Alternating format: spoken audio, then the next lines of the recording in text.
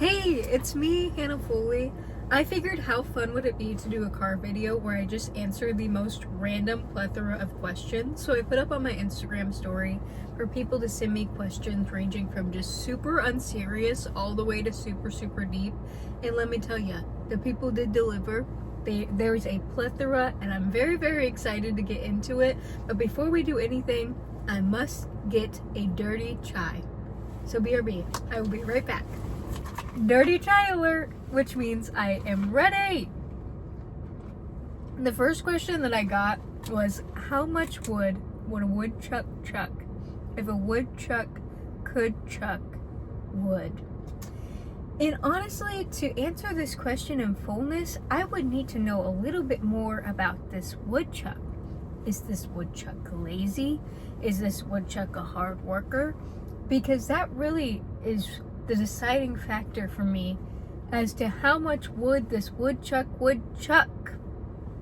So if the woodchuck, if I know him and I think he's maybe a little bit lazy, not to judge, but maybe just a little bit lazy, I would say like he would chuck, enough wood to like say he got some of his job done and maybe he'd go take a lunch and scroll on Instagram Reels, So like wood is getting chucked, but not at the rate that it could get chucked.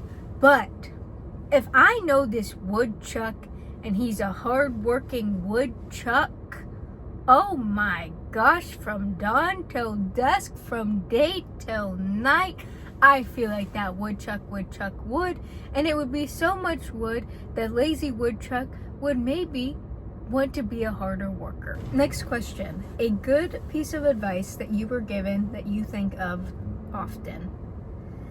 Oh my gosh, let me tell you, at the age of 24 and knowing a little bit but having so much to learn, I am so blessed to constantly receive this piece of advice from my stepmom, and that is that I always have the opportunity to readjust if I make a decision that isn't the right decision. Oh my word, guys. I can get so in my head. I can just overthink everything, overanalyzing, thinking that I have to just like do every single thing right. But like, you may get it wrong. You may make a decision and it may just like go kaput and it just doesn't go very well. But that's okay, because that doesn't mean that like things are just over. It just means that you just have to try again. And you can. If you were offered a Labubu free of charge, would you take it? To which I have to say, no. No, I cannot take it. Generous soul who just was so kind and tried to give me this trinket. No, I cannot take your Labubu. Because, oh my gosh, those things frighten me. I mean, I am a trinket girl, like I just said. I love a sunny angel. I love a calico critter. I love a jelly cat. And you will find me in the trinket store often. But whenever it comes to Labubus, I mean, I am dodging them. I'm doing this. I'm doing that. Labubu left, Labubu right. But it's just something about them. Maybe it's the big old red eyes or the crooked teeth. But I think that those dang things do some deals with the man who is in a burning place who wants to see us all burn. The devil. And I just can't get behind it. I think they're scary looking. I think that I don't want that in my house. What is something that was scary in the beginning but paid off in the end? I think just doing things by myself.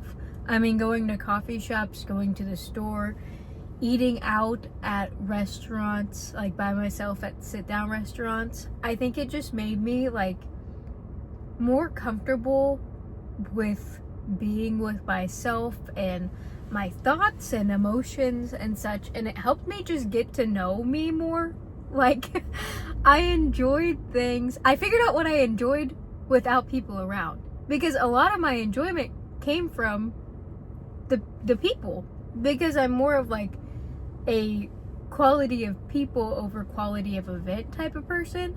So like just hanging out with me and doing things, I figured out like, oh, I like this thing. I don't really like this thing. It was actually maybe just because I really liked the people I was with.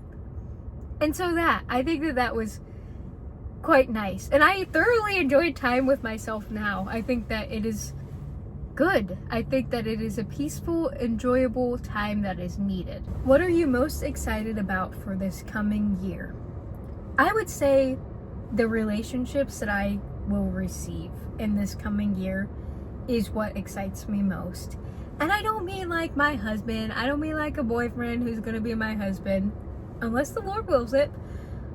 More so what I mean is I have just been so blessed in 2025 by just the growth in the relationships that I've already had, as well as just taking on new like friendships and such. I've obviously known my family for quite some time, but I feel like in 2025 I just grew stronger relationships with them, which I'm very, very glad for. And I just received so many friendships of people who just love me so well and that I get to love as well. And I'm just excited for who else like the Lord puts in my path and I get to just be friends with or be wife, so. Okay, that is all the questions that I'm going to answer today. I had so much fun. I think it is so kind that you felt it fit to include this video in your watching of media today. That's so nice to me. So thank you. And I'll talk to you later now.